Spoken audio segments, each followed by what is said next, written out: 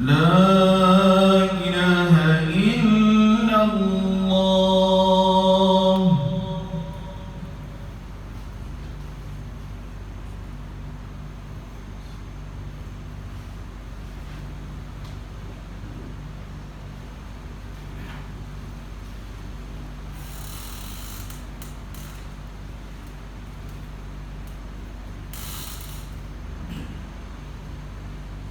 الحمد لله القائل وهو الذي جعلكم خلائف الأرض ورفع بعضكم فوق بعض درجات ليبلوكم فيما آتاكم إن ربك سريع العقاب وإنه لغفور رحيم. أشهد أن لا إله إلا الله وحده لا شريك له وأشهد أن محمدا عبده ورسوله. اللهم صل وسلم على سيدنا محمد وعلى آله وصحبه أجمعين. أما بعد، فيا أيها المسلمون اتقوا الله، أوصيكم وإياي بتقوى الله فقد فاز المتقون. قال الله تعالى: يا أيها الذين آمنوا اتقوا الله حق تقاته ولا تموتن إلا وأنتم مسلمون. Muslimin sidang Jumaat yang dirahmati Allah sekalian, marilah kita bertakwa kepada Allah Subhanahu wa taala dengan melaksanakan segala perintah Allah dan menjauhi segala larangan Allah Subhanahu wa taala. Mudah-mudahan kita mendapat kejayaan di dunia dan di akhirat. Khutbah kita pada hari ini bertajuk Pemimpin dan Ilmu. Hadirin sidang Jumaat yang dirahmati Allah sekalian, hadis daripada Ibnu Umar radhiyallahu anhuma bahawa Rasulullah sallallahu alaihi wasallam bersabda: "Ala kullukum ra'in wa kullukum mas'ulun 'an ra'iyati." Maksudnya, ketahuilah bahawa setiap kamu adalah pemimpin dan setiap kamu akan dipertanggungjawabkan ke atas kepimpinannya. Hadis riwayat Bukhari dan Muslim.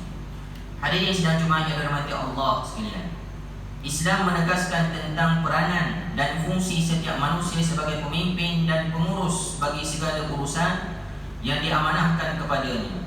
Kepimpinan adalah amanah, meletakkan seseorang manusia itu sebagai calon ujian yang akan ditentukan kedudukannya dan pencapaiannya di sisi Allah Subhanahu wa taala.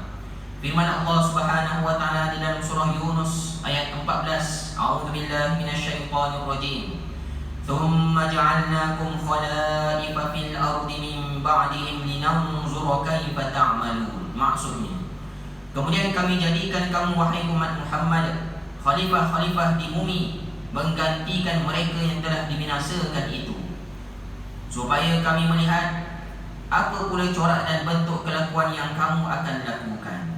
Hadirin sidang Jumaat yang dirahmati Allah sekalian, demi memastikan pengurusan dan kepimpinan yang mendapat penilaian terbaik di sisi Allah Subhanahu wa taala serta menyelamatkan kita daripada kecelakaan di akhirat, kita hendaklah melengkapkan diri dengan persiapan sebagai pemimpin.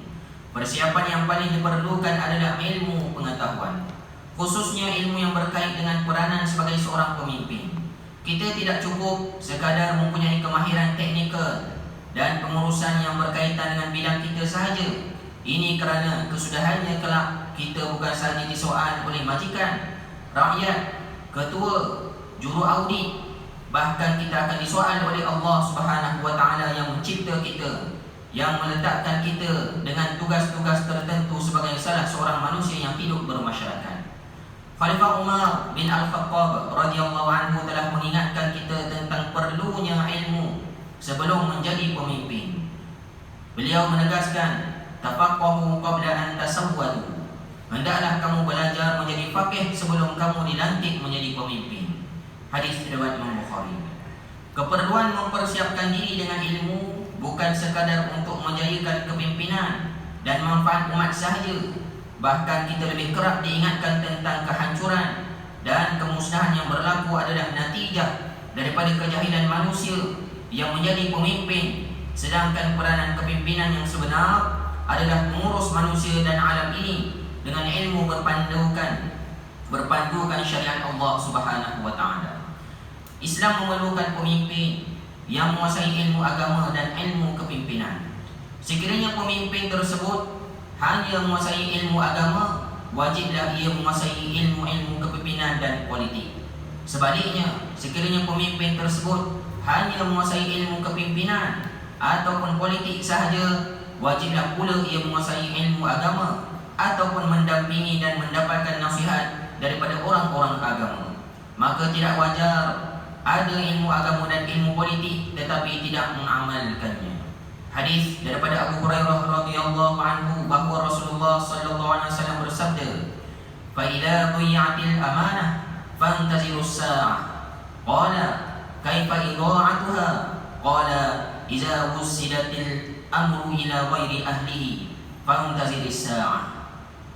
Kata Rasulullah sallallahu alaihi wasallam, apabila amanah disia-siakan, tunggulah waktu kehancuran, yakni hari kiamat. Kemudian Badui itu bertanya lagi, bagaimanakah amanah itu dipersia-siakan? Jawab baginda sallallahu alaihi wasallam, apabila diserahkan urusan kepimpinan kepada orang yang bukan ahlinya, yakni tidak layak, maka tunggulah saat kehancuran, yakni hari kiamat. Hadis riwayat Imam Bukhari. Dalam hadis lain pula, baginda mengingatkan kita tentang bahaya terhadap ummah apabila mempunyai pemimpin yang jahil. Daripada Abdullah bin Umar radhiyallahu anhu bahawa Rasulullah sallallahu alaihi wasallam bersabda, "Inna Allah la yaqbidul ilma intiza'an yantazi'uhu min al-ibad, walakin yaqbidul ilma biqabdil ulama hatta lam yubqi 'aliman ittakhadha an-nas ru'usan juhalan fasu'ilu fa'aftau bighairi ilmin fadallu wa adallu." Maksudnya, sesungguhnya Allah subhanahu wa ta'ala tidak mengangkat ilmu dengan mencabutkan daripada dada hamba-hambanya, tetapi Allah mencabut ilmu dengan mencabut nyawa para ulama. Hingga bila sudah tidak ditinggalkan sesiapa lagi yang alim, manusia melantik orang-orang jahil menjadi pemimpin. Bila mereka ditanya, mereka membuat keputusan tanpa ilmu. Mereka itu sesat dan menyesatkan orang lain pula. Hadis riwayat Imam Bukhari.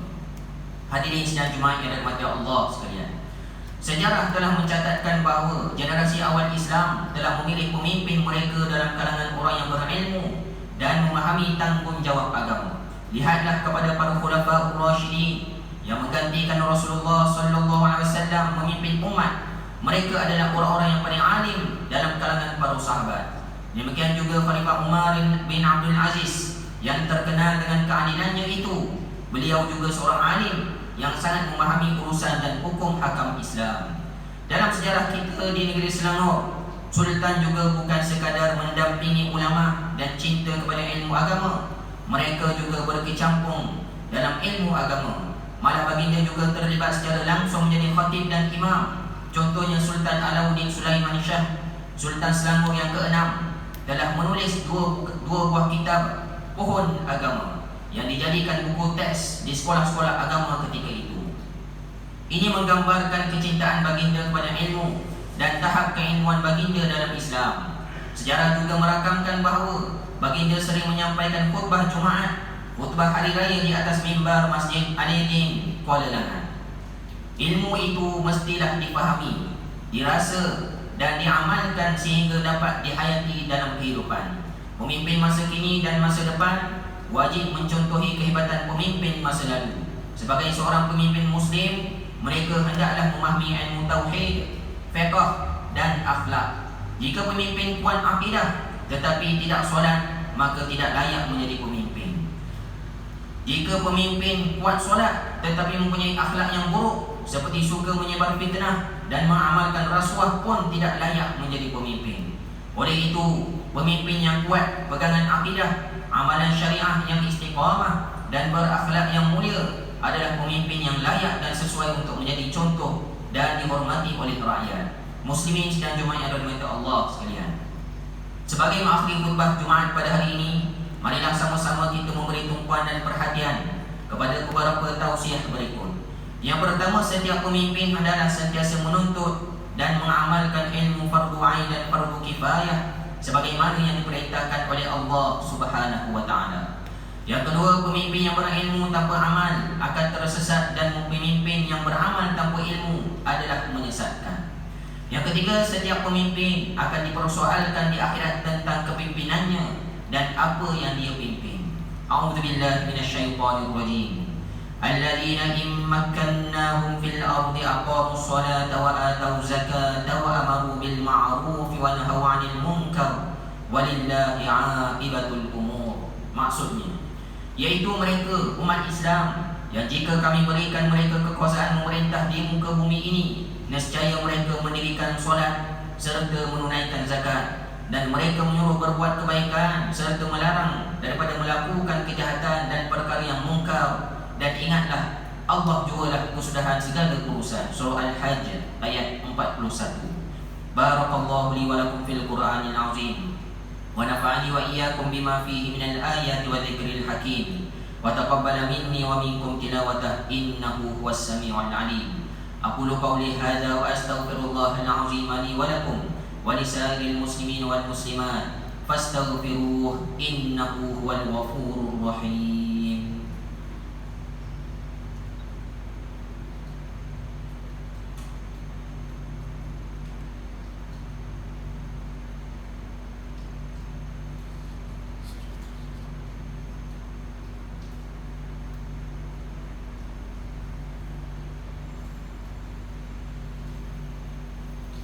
الحمد لله الذي جعلنا من المسلمين ورزقنا من الطيبات. أشهد أن لا إله إلا الله وحده لا شريك له وأشهد أن محمدا عبده ورسوله. اللهم صل وسلم وبارك على سيدنا محمد وعلى آله وصحبه ومن تبعهم بإحسان إلى يوم الدين. أما بعد فيا عباد الله اتقوا الله أوصيكم وإياي بتقوى الله فقد فاز المتقون. Hadirin sidang Jumaat yang dirahmati Allah sekalian, marilah sama-sama kita bertakwa kepada Allah Subhanahu wa taala dengan melakukan segala perintah Allah dan menjauhi segala larangan Allah Subhanahu wa taala. Mudah-mudahan kita mendapat rahmat di dunia dan di akhirat. Dan sama-samalah kita memperbanyakkan salawat dan salam ke atas baginda Nabi kita Nabi Muhammad sallallahu alaihi wasallam, kerana Allah telah berfirman, "Innallaha wa malaikatahu yusholluna 'alan nabi ya ayyuhalladzina amanu sallu 'alaihi wa sallimu taslima." Allahumma salli wa sallim ala sayyidina Muhammad wa ala alihi wa ashabihi ajma'in. Allahumma ighfir lil muslimina wal muslimat wal mu'minina wal mu'minat al ahya'i minhum wal amwat innaka sami'un qaribun mujibud da'awat wa ya qadiyal hajat. Allahumma a'izzal islam wal muslimin wa ahlikil kafarata wal mubtadi'ata wal musyrikin. Allahumma inna nas'aluka wa natawassalu ilaika bi nabiyyikal amin wa nas'aluka bi asma'ikal husna wa sifatikal uzma an tahfaza bi 'aini inayatika rabbaniyah wa bi hifzi wiqayatika samadaniyah jalalata malikina al-mu'azzam Sultan Selangor Sultan Syarfuddin Idris Shah Al-Hajj Ibn al-Marhum Sultan Salahuddin Abdul Aziz Shah Al-Hajj. Allah alimin auna wal hidayata wat taufiq was sihhata was salamata liwali Aziz Selangor Tengku Amir Shah Ibn Sultan Syarfuddin Idris Shah Al-Hajj fi amin wa salahin wa afiyatin bimannika wa karamika ya dzal jalali wal ikram. Allahumma atil umrahuma muslihaini lil muwazzafin wa ru'iyyati wal bilad wa balligh maqasidahuma li tariqil huda war rasyad. Ya Allah, kurniakanlah petunjuk kepada kami untuk mendirikan solat fardu 5 waktu secara berjamaah, menunaikan zakat melalui lembaga zakat Selangor, mewakafkan harta melalui perbadan wakaf Selangor dan menginfakkan harta pada jalan-jalan yang Engkau ridhai ya Allah. Ya Allah, jadikanlah kami hamba-hamba-Mu yang menjaga amanah. Kuatkanlah iman kami agar menjauhi perbuatan khianat, serta jauhkanlah kami termasuk dalam golongan yang mengabaikan tanggungjawab. Dan jauhilah negeri dan negara kami daripada kehancuran disebabkan perbuatan rasuah. Serahkanlah tanggungjawab memimpin negara kami kepada hamba-Mu yang amanah dan jujur, serta tegas lagi berani menegakkan kebenaran dan melaksanakan adat keadilan berlandaskan syariat-Mu ya Allah. Ya Allah, jadikanlah masjid dan surau di negeri Selangor rumah-rumah-Mu yang aman, mempersatukan dan menjadi nadi kekuatan ummah. Allahumma ya dafi'al bala idfa'anna hadzal waba wal bala wal marad wasyada'a wal mihan bi lutfika ya latif innaka ala kulli syai'in qadir wa bil ijabati jadir. Rabbana hab lana min azwajina wa dhurriyyatina qurrata a'yunin waj'alna lil muttaqina imama. Rabbana atina fid dunya hasanah wa fil akhirati hasanatan wa qina adzaban nar.